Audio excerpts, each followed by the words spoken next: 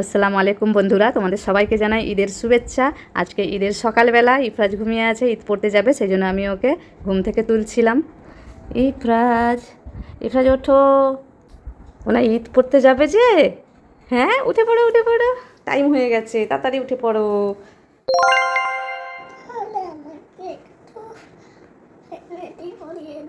Ready করিয়ে দেবো।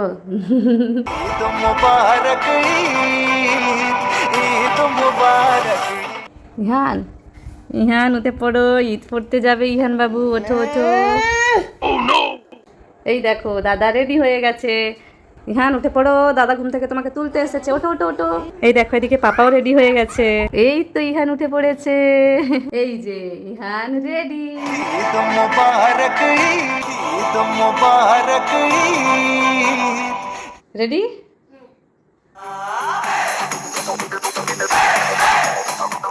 ইহান ভেবেছিল ওর পাপা চলে গেছে, আর ওর পাপা ভেবেছে ইফরাজকে নিয়ে যাচ্ছে, ইহানটা মন খারাপ করবে, তাই ঘুরে এসে আবার ওকে আদর করে রেখে তারপরে ঈদ পড়তে যাচ্ছে। টাটা করছে ইফরাজ।